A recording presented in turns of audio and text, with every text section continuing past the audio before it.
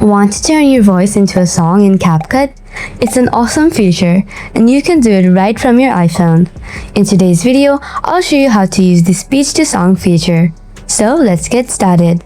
Open up the CapCut app on your iPhone. Then create a project or open up an existing project. Then your iPhone's camera roll will open. Select the video clip you want. Next, tap Add in the bottom right corner. Now your clip will appear in the editing timeline.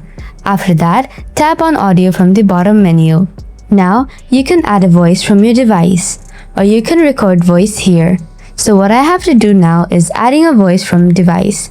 To do that, tap on Sounds. Next, tap on the folder icon here. Then select the device.